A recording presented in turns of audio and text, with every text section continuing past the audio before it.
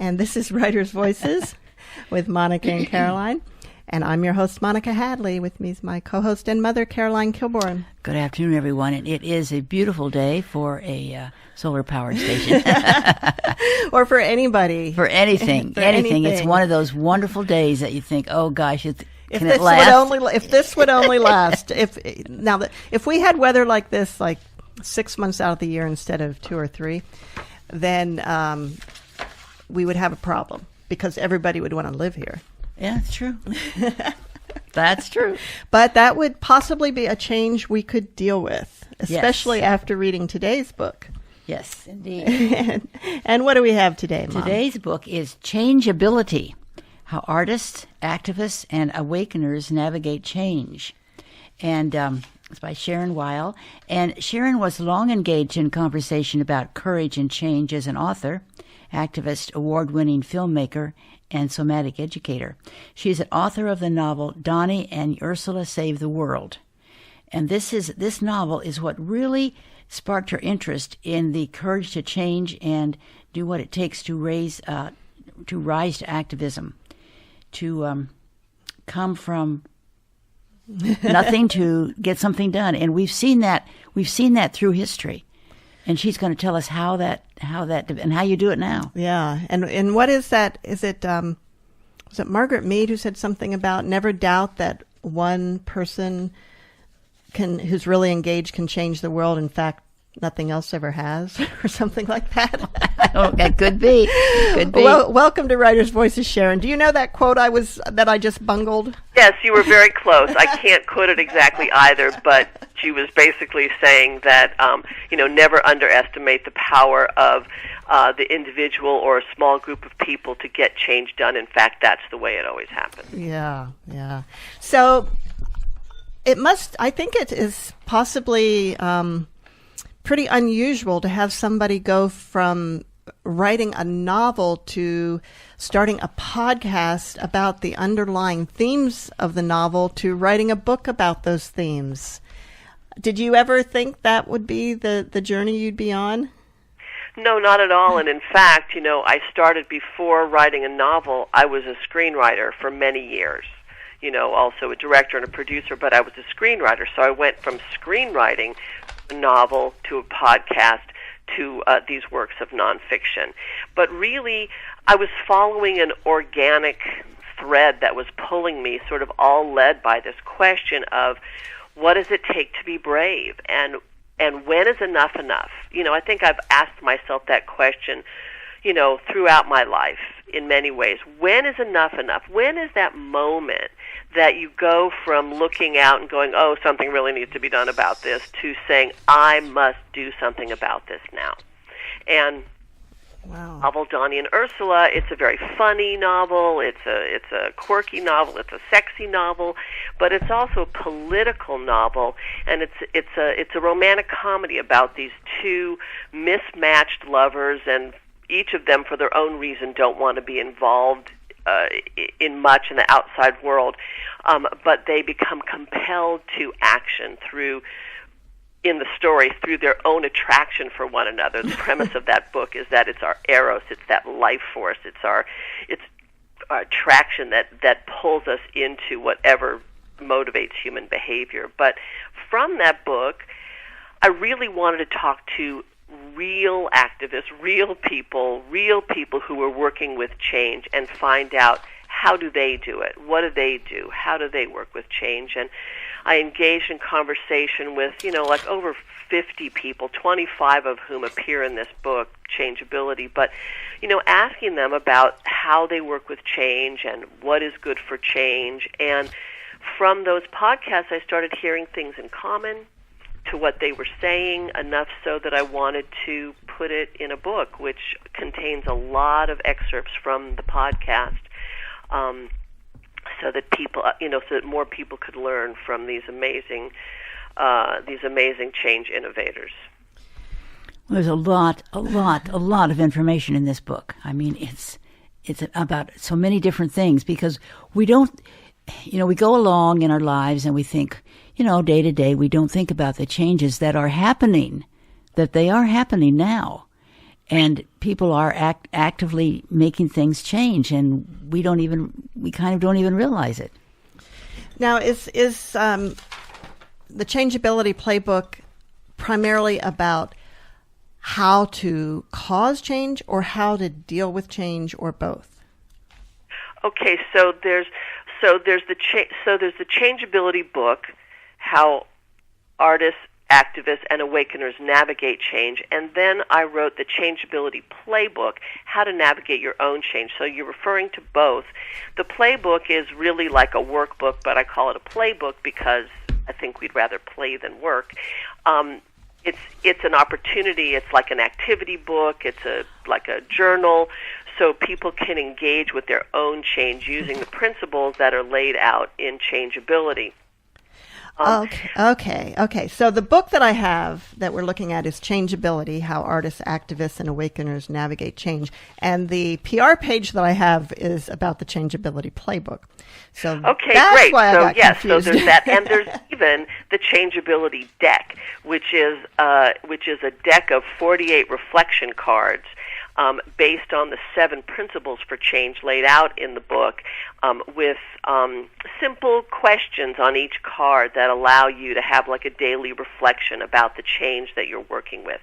But to go back and answer the question that you were first asking me about whether we're initiating change or whether adapting to change, the nature of change, the nature of this life that we're living is that everything is changing all the time, right? You started your show by talking about, if only this weather could, right? Yeah, well, it won't, and we know that it won't. And weather is a great way for us to look at how things change from moment to moment, right? Yeah. But in looking at the nature of change, we're really, we're either initiating change, which means I'm starting something new, I'm doing something to create some kind of change. I'm adapting to change, which means that there's a change that's occurring and I have to accommodate it, which, every day we're constantly accommodating so many small changes, whether we notice it or not. There's inspiring change, which is what teachers and spiritual leaders and heroes are doing in us. They're showing us how we might change something or inspiring us to it. And then there's also restoring, which has to do with healing, has to do with repairing something that has been broken, trying to restore it to whole. A lot of times when people are, out here we still have wildfires burning, but we've had terrible, tragic wildfires up in Northern California where people's homes, burned down to the ground, entire neighborhoods burned down to the ground in an instant. So they're adapting to change, and they're also going to be initiating change to restore, right? If they build their home again, or they have to reconfigure their lives. So those are the different ways in which I look at change. In these books, what I'm trying to do is help people locate themselves in change by understanding different aspects of not only the nature of change, but how we respond to change, and understanding that sometimes the difficulties that we have in meeting change has to do with how we feel about the change, or it has to do with the speed of the change. It's too fast, or it's too impossibly slow, or it's unseen and people don't like that. So sometimes our challenges to change don't have to do with the change itself, but have to do with our responses to it. So I try to break down a lot of these things in this book, which is why there's a lot in there. And why you ended up with 2 books, possibly. Right. Was that, did you, when you started doing, actually, let's go back a little bit. So you published Donnie and Ursula Save the World. Yes. And what kind of response did that get? So I published Donnie and Ursula Save the World, and I know that on your show you're very interested in creative process and the process by which we do things. So I just want to let your listeners know that I self-published Donnie and Ursula Save the World. And I did that because, having been a screenwriter for many years and understanding just what it takes get someone to read your work and to get someone to buy your work and then to get it made. It just it can take forever. And I didn't want to take forever with this book, and part of it was because I was just tired of waiting forever, but the other part was because there's the book deals with the political aspect of the book is that it contemplates the end of food there's a plot by an agribusiness giant to own all the seeds of the world, and that's what Donnie and Ursula are saving the world from. And so it's a pressing issue, and I didn't want to wait forever to have this book come out. And I really, having been in the film and TV world, I didn't really know much about the publishing world at all, and I figured, well, if I'm going to learn about the publishing world, I could learn about the self-publishing world. And so I went ahead and self-published Donnie and Ursula, which was a great experience. Excuse me, and did a lot of coupling the book with activist organizations who were working against genetically modified seeds and working towards bringing awareness about genetically modified seeds. And this book helped to bring people to awareness about what's actually going on in terms of the dangers of genetically modified seeds. And so it was well received, but within a limited circle, because when you self-publish, it's all up to you to create your own distribution network as well as your own advertisement. But it was a really fun process that then led me to do the podcast, which I had never done a podcast before either. This whole activities have talk about change have asked me to do new things constantly. Oh, absolutely. Now, I've never done a podcast before. Working with the GMO activists, you must be familiar with Fairfield, where we are, Fairfield, Iowa, and because we have some of the major GMO activists working from here. Jeffrey Smith. Do you know him? Have you spoken with Jeffrey Smith? Yeah, he's amazing. Yeah, so he lives here, or he did. I'm not sure if he's still living here, but, and also Global ID, which is one of the major testing organizations for GMOs, is headquartered here. So this is an issue that we're very familiar with here. Yeah.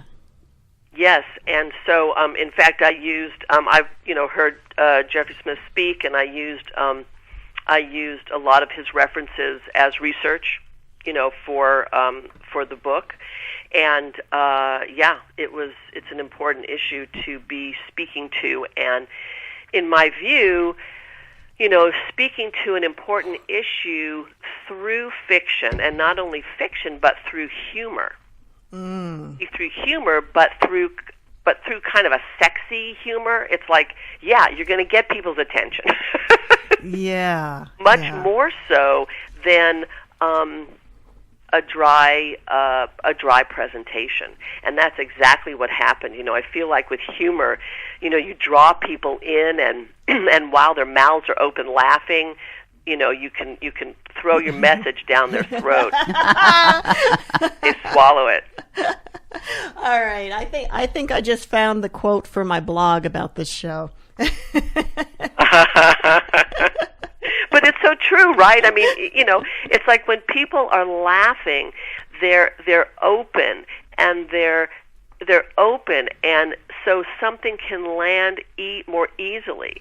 And I even speak to that in the ChangeAbility books in one of the 7 principles of change that I identify, which is called Spark Fire. And part of Spark Fire, part of what I call eros isn't necessarily just like, sex or lust. It really is this animating life force that animates all of life. And it is this attraction, and when we're drawn to something, and when we're in play, and when we're in delight, we're so much more receptive. You really do want to engage people and get them to see something differently. It really helps if you do it in a playful way, or in a humorous, delightful way. Well, there's so many things wrong with the world that you can get fatigued just thinking about it and just want to block it all out and just, okay, I'm just going to go on with my life and not think about these because I can't deal with it. It's just too much. It's overwhelming. I'll be depressed. I won't be able to get out of bed in the morning. So what you're saying is, yeah, and I know I've read articles of, about activism and basically the burnout that can occur among activists. So your remedy for that is humor and playfulness. Remedy for that is humor and what we could call refreshment, right? There's a need to refresh ourselves through something, whether we refresh ourselves through humor, whether we refresh ourselves through some sort of physical practice that we enjoy, not like, I have to go to the gym. It's like engages us, right?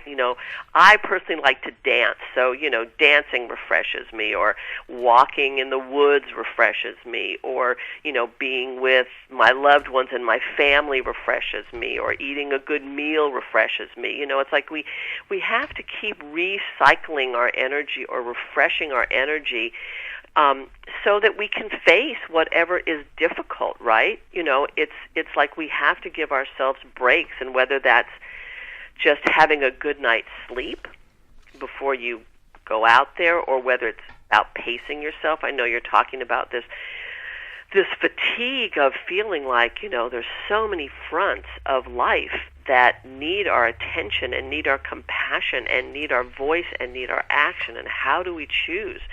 And a number of the activists that I spoke with, really said, those who have burned out and those who have sustained it over time, say that it's just incremental.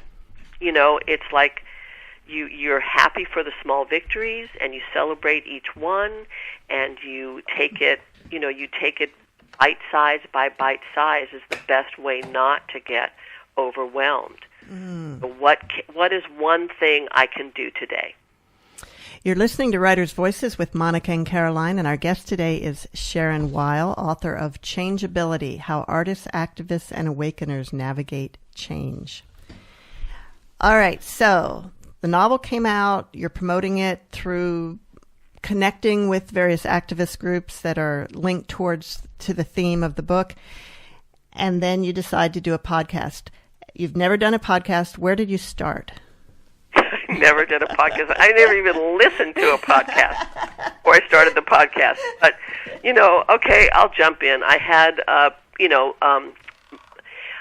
my publisher, Rare Bird Books, wonderful people at Rare Bird Books, are the ones that really drew me into the podcast, and they actually produced it. They had a podcast channel on Blog Talk Radio that they said, just come on and do this, and, showed me the technology, and I decided that I just wanted to reach out. I happen to have known a number of very fascinating change innovators, and I just started there. And initially I started with people within topics that were related to Donnie and Ursula, because the title of the podcast is Passing for Normal: Conversations with Artists, Activists, and Awakeners About Seeding Change in the World, playing on that word seed because of the seed topic of Donnie and Ursula.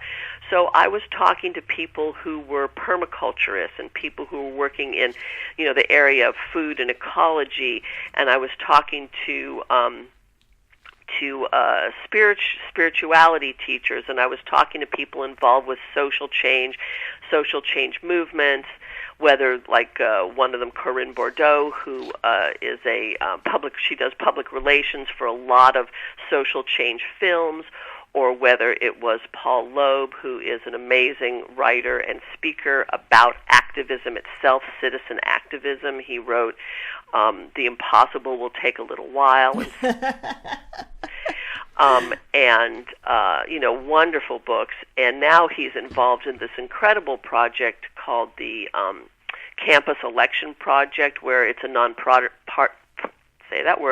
nonpartisan project getting college students involved in the election process. And that's what he's been dedicated to for several years, but spoke to people who are working in prison reform, and spoke to meditation teachers and body workers and people who help people reduce their anxiety through changing how they breathe. And I spoke with writers and group facilitators who were working with, helping people come to consensus in a group, and, even someone who helps people move their homes, which is a time of great change and stress. And so, across the board here, just heard amazing stories about how they work with change within their own lives, how they've met change within their work, how they deal with hopeless causes and keep persevering.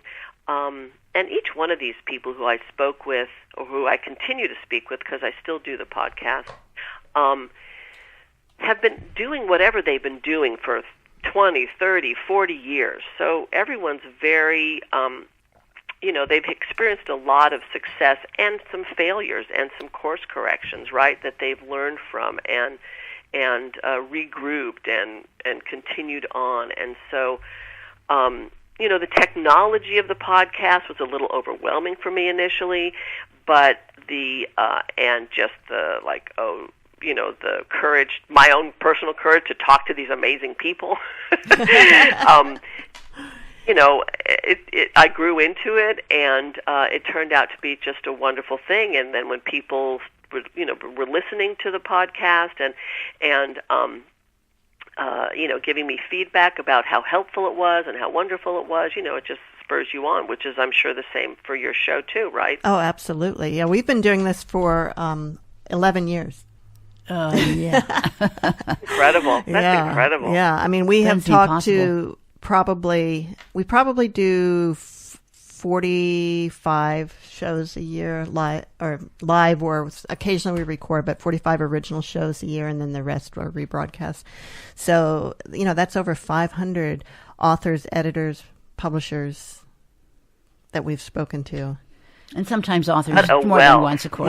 What a treasure chest. That's incredible. Yeah, it really is. Now, how long have you been doing, and the name of your podcast is? The podcast is Passing for Normal, so numeral 4. Okay. Passing numeral 4 normal. And you can find it most easily on iTunes. All right. It sits on SoundCloud, but you can access it most easily on iTunes, Passing for Normal. Okay. And so how long have you been doing it? I've been doing it, I've done 3 seasons of it. So, since, I think I started in 2015. Okay.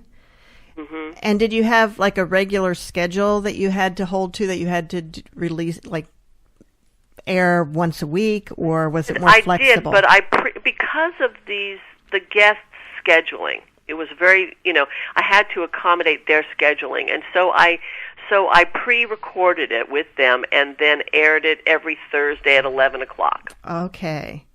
And right now I've taken a bit of a hiatus, but I am going to be starting a new season soon. And so, but the truth is, most people listen to it in the archive. Right. Only a few people listen to it live. And so I still roll it out at the same time on the same date. And I do a series. And so a series could, the first series was 25 interviews, but the next series was 12, and the next series was 8. So just, sort of depends on what feels right. And that's the great thing about podcasts, right? Different than having a weekly radio show like you do. Right. Yeah, where if we don't show up, or the guest doesn't show up, we've got dead air. Yeah. Right, but see, I could just okay, people will listen to it as it comes. Right. Yes. And did you find when you started out that each interview took a lot more preparation than as later on, as you got more used to it, that you could wing it more? Absolutely.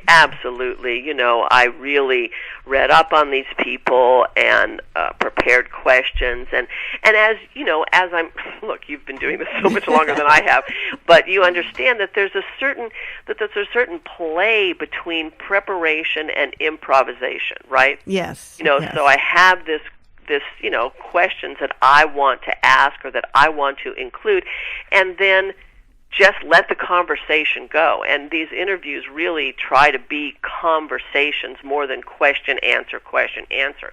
And so just following along where the conversation goes and looking at my paper and like saying, oh yeah, we hit that, I'd still like to hit this. And, once or twice the guests, it was so fascinating, the conversation, or maybe it went off in a direction that I wasn't really intending, but it was fascinating, and I still wanted to have the conversation that I wanted to have. So I said, hey, do you have time? Let's end this show. Let's get back on. Let's create another episode. All right. And have this conversation, or call me back in 2 weeks and let's have this other conversation. So I think throughout all of this process of the writing of the novel, of the podcast, of these ChangeAbility books, and now doing a number of interviews like we're doing now, is this art, this play between preparation and improvisation. And the more comfortable I get with myself, with my own material, the more improvisational I can be. I think that's true in any art form, especially, or in life, right? Absolutely. Know what we're doing, the more we can let go of the wheel. Oh, yes. Dance is another an area where that's really true, isn't it? Absolutely, and that's my background. My background is as a dancer. And I feel like it's kind of my first language, even though I'm a writer, my first language is the language of movement, which comes back into the ChangeAbility book, because I talk about change as the movement of change. And I ask people to look at it as the constant ongoing movement of change. I mean, that's a really helpful idea for me. When I see that change is always moving and that I'm looking at the movement of change, and either I'm aligned with the current movement of change or I'm in resistance to it. That's really all there is. I'm either aligned with the movement or I'm in resistance to the movement. And when I look at change as movement, then I understand that I shouldn't be surprised by any change, because it's always going to change. Right. And I know, Mom, when we were talking about the show about this book at lunch, there was something that you pulled from here about water and the movement of water. Yeah. I love that, because I was saying they have these floods, and then how do they get rid of that water that's there? I mean, yeah. Anyway, water does not resist; it always goes where it wants to go. That's right. And sometimes in these natural disasters, or when people have problems with their, something going on in their home, water is often the most difficult culprit. You have a water problem in your home, it's a lot worse than the termite problem that I've had. But, because water is always moving, and it will find its way around most barriers, right? Right. If it meets a wall of resistance, it is going to find its way around. Whether it rises up over the top of that barrier, whether it finds its way around, whether it seeps under, it is a nature of water to keep moving and to penetrate. And a lot of times when I'm talking about change and the movement of change, I do use this analogy of water, because sometimes change is moving like a roaring river with high rapids and, big holes. And sometimes it's moving like a quiet stream. Sometimes it's stagnant. When it's stagnant, it's growing all kinds of funky things, or it starts to give life to mosquitoes and bugs and algae and other life forms, but it's always moving, but its nature is different, right? I live by the ocean, so that's a different movement of water than living by a river, or a gentle rain, or a torrential rain, or these floods. It's all different aspects of how change moves. Yeah, that's a really very visual way of It is, looking at it, yeah. isn't it? Of thinking about change. Yeah. And also thinking about resistance, right? Because Right. so when I'm aligning with the movement of change, I want to get in the current, right? If anyone's ever, been in a boat or in a canoe, or you get in or watched a leaf go down with the current of the water, right? You find yourself in that current, and then you go for a fun ride, right? It's behind you, it's pushing you. But if you plant yourself in resistance, in the current, oftentimes you'll get toppled over, right? Your feet will get knocked out from under you, Yeah. and you'll fall over. And so, the art of what I'm calling changeability is learning how to have more flexibility in being able to see the current, meet the current, and have less resistance, so you're not going to be toppled by it. And isn't there something, about in the ocean, if they're like the riptide, that you go across Yeah, I'm just going to the say current that. I'm just going to rather say than that. trying to go against it? Yes, Yeah. you Yeah, go, you go with it the and current try to to get move out of toward the that shore. area Yeah. of the riptide. Yeah, yeah. Yep, that's what you do. And Always it a sounds good impossible. idea to go with the current. It sounds impossible that you can actually get to shore that way, but that happened to me once. I got into a stream that I didn't realize was moving so fast, and I lost my footing, and then I remembered, okay, try to get over to the side instead of going straight down. But going with the current. Going with the current. Yeah. No, it does work. Yeah. Of course, that was just a stream. That wasn't an People ocean. say go with the flow. There's all these expressions about it, go with the flow, or, go with the current. But it's always, it's there to assist our movement. So another one of the 7 principles of change that I talk about in these books is align with nature, which doesn't just mean align with the weather or align with the water, but it is align with the seasons, align with the cycles. It's like nature is doing the movement of change all the time, and it has been for millions of years. And so how can I read nature? How can I align with nature to assist me in the changes that I'm trying to make? That same idea of don't go against the current. Find a way to go with the current. Absolutely. Mm-hmm. You're listening to Writers' Voices with Monica and Caroline. Our guest today is Sharon Weil, author of ChangeAbility, How Artists, Activists, and Awakeners Navigate Change, and also the ChangeAbility Playbook and the ChangeAbility Deck. Now, Sharon, you mentioned that that your publisher, Rarebird Books, produced the podcast, but you did the podcast before the book. So how did you find the publisher before you had the books? Oh, okay, yes, I skipped that part. Okay, so I was introduced to Tyson Cornell of Rarebird Books when Donnie and Ursula first came out. I decided, again, I'm learning as I go, right? So the book had already been published, and I felt that it would be good to have an additional publicist. And actually, that's not true. I started out with one publicist who didn't work out. And so I was introduced to Tyson, who really liked the book and said yes. So his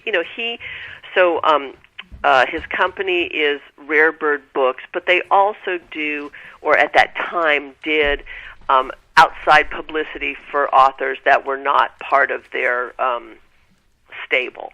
And so he was doing his company was doing publicity for Donnie and Ursula, and so one of the strategies for promoting the book of Donnie and Ursula was to do the podcast.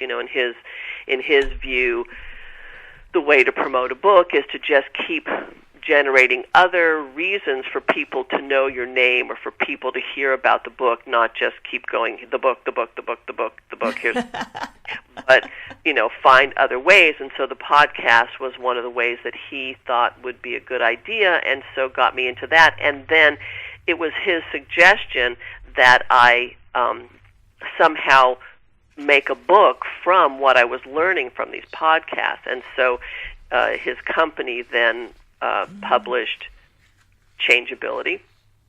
And then when I said, people really are wanting to work with, when they read the book ChangeAbility and they're reading about, what all these amazing change makers are saying and doing, they are thinking about their own personal change. And so it would be a really good idea to come up with something that would be very accessible for people to be able to work with their own change. And so Rare Bird and Archer is an imprint of Rare Bird. So Archer, Rare Bird published the playbook as well, and then when I said, it'd be so much fun to have one of these decks responding well to this idea. People love oracle cards, angel cards, and all of these things. They would really love these, and so they said, and they have not produced something like a deck of cards before, but they said, sure, let's try it. So in each one of these things, somebody is in new territory, which seems to be a role that I'm in a lot in my life, and I don't mind. I really don't mind sort of being out there first and trying out the waters. Well, obviously you're comfortable with change. You know what? I'm really not. You're and let's not? talk about this. Okay. Let's talk about this. If you were to talk to my mother, you're doing a show with your mother. If we were to talk, my mother would be saying, "Oh, Sharon was not always comfortable with change. You should have seen her in the first grade." Well, that's a while ago. She loved to tell the story. Oh, you just cried and cried, before the first day of first grade. I really did have difficulty with the transitions. And it's funny because if I look at it, it wasn't that I'm so uncomfortable with what's to come. It's that I get very sentimental about what I'm leaving. And sort of don't believe that what's going to be next could be as good. Right? Sure. Well, that's human nature. Yeah, it's my sentimentality, it's my attachment, and then my fear that, what's coming next won't be as good. So I am not, I had not been known as somebody who really embraced change. They say we write and teach what we need to learn and hear, right? So this book was written for me as well as everybody else. And it's funny, I don't know if you follow astrology or not, but I'm a Taurus. And, Taurus also are not known for their, mercurial nature or changeable nature, but somebody who is very versed in astrology read the book ChangeAbility, said, this is a Taurus's book about change, because it's very step by step, it's very systematic, it's very here's what you do, which is I find comfortable. What I'm trying to do in these books, in these ChangeAbility books, is provide a scaffolding for people. I'm so aware of how overwhelmed people get in the face of not just one change, but it's often multiple changes happening at the same time, or they get stuck, attached like I did, or they get very frustrated and desperate when change isn't happening quickly enough. And so I'm trying to create a scaffolding, something, these 7 principles of change is like a wheel, it's like a template that people can look at the change in their life or what they're trying to work with and see, what of these 7 principles are present, which ones aren't present or aren't present enough, which ones do I need to turn the volume up on. In a somewhat practical way, I'm trying to offer some practical tools for people to deal with the overwhelm or the frustration of change in this hugely changing times that we're living in. So Sharon, how did you, and at what point did you sort of take all this information that you had gathered from all these different change artists and these people that you were talking to on your podcast and identify 7 principles from that information and sort of categorize everything into those 7 principles? What was that process like? How long did that, was that something that was immediately obvious to you or? So let me just say that it happened very quickly. I basically wrote this book. I mean, I did an outline for the book like maybe, from about March through June, and from June through, so, at the time my daughter was in high school, and I had the summer, basically, where I didn't have to be like full hands-on mom. So in that entire summer, I wrote this book extremely fast. Donnie and Ursula took me 8 years to write. The novel took me 8 years to write. I didn't work on it every day, all day, but the whole process was about an 8-year process, and part of that was because I just was insecure, and I didn't know if it was working, and I didn't even know what I was doing. But this one came very fast, and the reason for it was because it was so complex. There was so much material that I felt like a weaver at a loom, and I was holding all these different colors of threads in my hands, and if I let go of any of them, the whole thing would unravel. And so it's that idea of like being so in the process that I had to stay in the process. And I worked, and I do not recommend this, but I worked 8 to 10 hours a day, 7 days a week. Wow. To write this ChangeAbility book for about 3 months. And then, of course, there was another version, with the editor and, all of that, but the basic material. And in that, time, because when I was listening to the guests, when I was in the podcast and listening to the guests, I started, the first principle that was the common thing I was hearing was this principle of listen deeply, which means that, these guests were approaching whatever they were doing first by listening, not by having an agenda or an idea going in, but, especially the artists and the body workers and, the people who work in nature. First, they listen and they assess and they say, what is the change that's needed here? Or what's going on right now? What's going on with my client? What's going on with this person? And you listen first. And you understand that the world is offering us feedback in many different forms all the time if we just listen about where we're at in our lives, about what's working, about what's not working. And so the first one I was hearing was listen deeply. The next one I was hearing was about find community, which was not just finding people, but finding support and finding help and using other people and using, whether it's like a physical practice to support you through a change or a spiritual practice to support you through a change. And perhaps the next one that I heard was this proceed incrementally, which speaks to, don't try to do it all at once. And especially the activists were saying, you've got to pace yourself. You've got to pace yourself. You've got to pick off something that is manageable. It's a manageable task. You've got to break larger tasks into smaller ones. One of the people that I interviewed is Beth Rosales, who is a philanthropic advisor, and she was saying, $5 from 100 people or 1,000 people is worth more to an organization than a larger grant. Mm-hmm. And it's like, or this idea of starting small and rippling out. And right. Let it ripple out. Start it small, start with who you know, keep it local, and then let it grow from there, was a strategy that I not only was hearing from these guests, but had heard from other people in my life as well.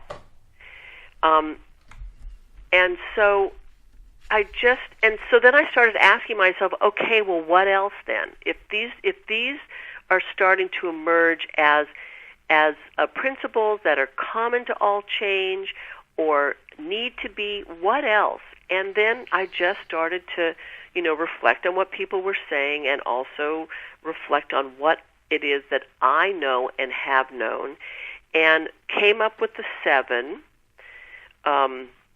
The other ones I think that I haven't mentioned are also bring awareness, align with nature, have hope, and spark fire. And then I started to apply it to every situation I was in or could think of.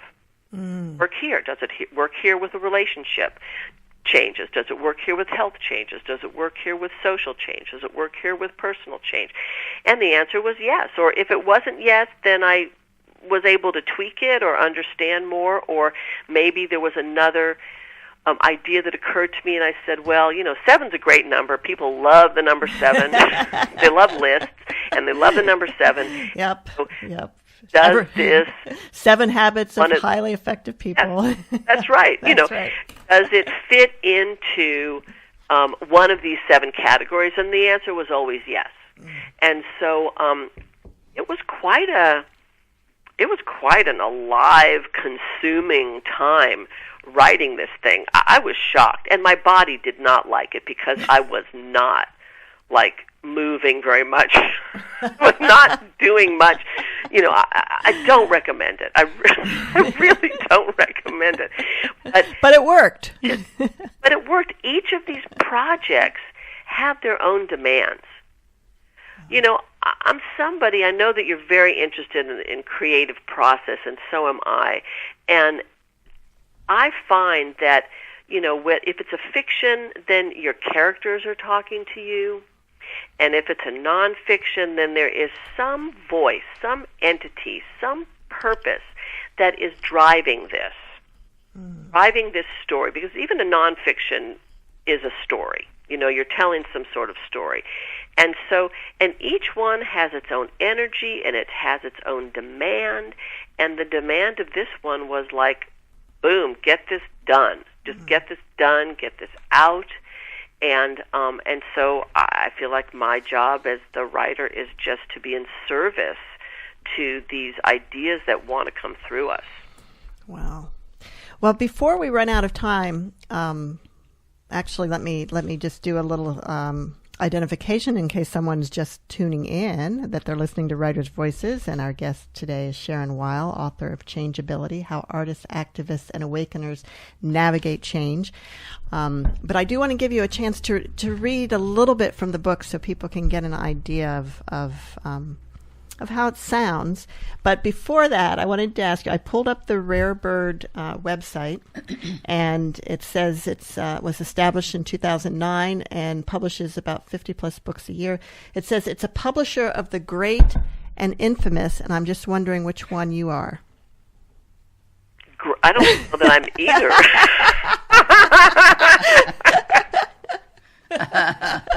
Okay, just wondered. Yeah. Well, you're probably not infamous, so you must be great. I must be great. But, I don't know. I want to ask you. I want to ask you real quick about the cover, because it's so unusual. It is. The whole design of the book is unusual. You want to talk about that? Yes. So Alice Marsh Elmer is the designer for Rare Bird, and she's just brilliant. I just think she's amazing. And, we really, because this book was about change, and it was really about sort of the idea of the dynamic swirl, the chaos of change meeting something that's more directed or directional. She came up with this incredible cover where the book itself represents a sort of abstract swirl of change. And I'm probably being more literal than she was when she created this. But then there are these so then there's a book jacket on top of it that has these cutouts, literal cutouts in these triangular shapes that let this background of the swirl come through. And it's in bold red, and it's a work of modern art. Yes, it's very modern art. It's yes. very attractive, and it makes somebody want to pick it up, right? Yeah. So when people are designing book covers, one of the things that they want to do is be attractive enough that someone's going to literally pick the book up, right? And then once they pick it up, what do they meet when they read it? And so, yeah, it's a stunning look. And then, she also created this beautiful graphic for the Wheel of Change, and it looks kind of like an iris that opens and closes, and it's kind of like a little bit of a Japanese abstract flower or something. But it really has become this logo that I use all the time in promotion, and it's on the cover of the ChangeAbility deck, and it's a cool reminder of what that wheel actually is, and that it is constantly moving. It's not a list. These 7 principles aren't a list; they're a wheel. Very cool. Well, could you give us about 5 minutes of reading? Yes. Do you want to? I think maybe I'll talk about the 7 principles of change. I'll read from that, and please stop me. Okay. All right. I'll have to, because we'll run out of time. Okay, great. So the 7 principles of change. Navigating change is complex. It can be messy and stressful, and therefore I can use all the help I can get. The more I understand the nature of change and the necessities of change, the better I can master ChangeAbility. The more I can locate myself in the particular change that I am in, the more I understand its nature. The more ground I have to stand on, even if that ground is moving as well. When I can locate myself in change, I can then see what is needed to help me navigate. I can then decide which tools to reach for to help me move with the movement of change with greater ease and less struggle.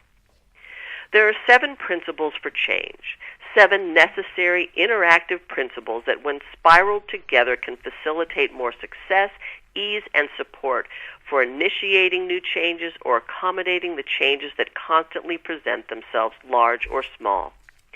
I don't mean to oversimplify, but I do mean to clarify and single out each of these 7 principles as a way to slow down the different aspects of change, to examine them so that you can come to recognize them as they swiftly sweep by you when the shit hits the fan in the swirl and whirl of complex change. When you think about it, the principles for making change and the principles for accepting change or adapting to change are the same. They all require awareness, responsiveness, support, strategy, a sense of possibility, and a compelling reason why. This is another way of expressing the list of the 7 principles above. If I am told I have a pre-diabetic condition and I need to improve my diet to improve my health, the same principles of change are involved as if I'm downsizing from my job and need to find another one quickly, or if a hurricane floods my home in New Orleans and I need to evacuate and later salvage the house from water damage.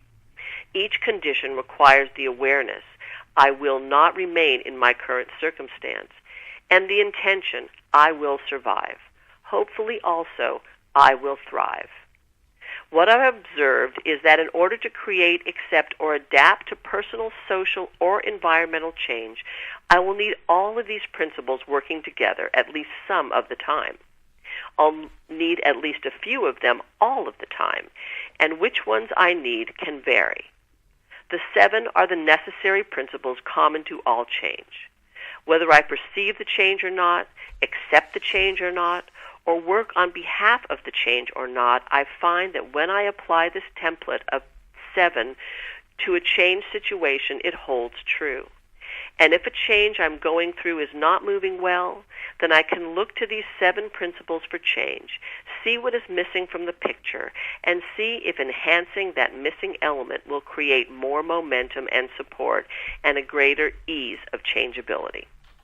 So that's probably enough right there. That's perfect. Thank you. And that was Sharon Weil reading from ChangeAbility, How Artists, Activists, and Awakeners Navigate Change. Mom, did you have a couple of other points you wanted to bring up? Well, let's see. Oh, yeah, that there is more than funding here. It's people, and we need bodies on the front lines. If you're going to, for instance, the pipeline, the Keystone Pipeline, it needed really people expressing themselves by being there, right? Yes, so you're talking about Beth Rosales, who I believe that this was her quote. Beth Rosales, who is a advisor to progressive philanthropy, and she was saying that giving money is great and it's very needed, but what's also needed is people's actions, right? Mm-hmm. Yeah. People's actions and bodies on the line to make things in order to make social change happen, right? Right. You know, and in the same Claire Hope Cummings, who is an environmental lawyer and journalist, and wrote the seminal book on GMOs. She and has been a lifelong activist. You know, she has a lot to say in the book and to me on an aside about social media. You know, how social media is great for bringing awareness, but it's not enough to just click on a petition. You know, and we've all gotten sort of inured to the idea that, oh, I'm taking an action because I'm clicking on a petition, right. But it's really not enough. Right. You know, we really do need to make our voices heard and to put our bodies out there in some way, as well as click on the petitions and give whatever we can to the causes that we believe in. Absolutely. So, Sharon, you've got these books out there, and I know you're going to do another podcast series. But are there another book in the wings? You know, they always ask, he's like, you never rest on your laurels, right? What's next? I would love to get back to fiction. You know, and I don't really know what that story is yet. Something feels like it's starting to knock on the inside of my head. But I would like to, when I have my next chunk of time, I would like to start thinking or conjuring or courting what that next fiction might be. And I do enjoy writing humorously, I have to say. It's kind of a sub-style of mine to be able to write about important things in humorous ways.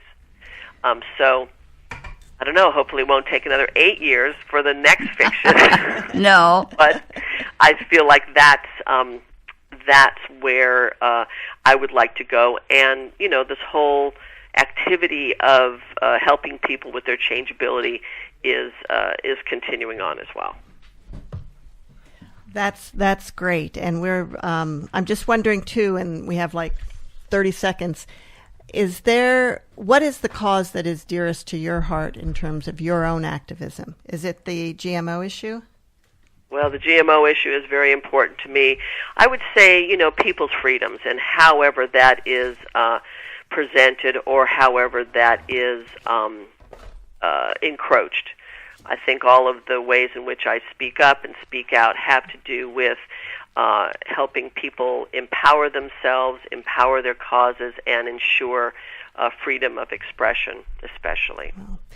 Well, thank you so much for being with us here today. And, Mom, do you have some closing words? Yes, I do. Actually, I wrote this. As our world changes, let us strive to build a compassionate, peaceful future, because many of us will be living there in that future, and some of us won't for long, but then we will have children and grandchildren that will. Stay tuned now for Planet Erstwhile, and see you next week on Writers' Voices. And thank you, Sharon. Oh, thank you so much. It's been so much fun. It sure has.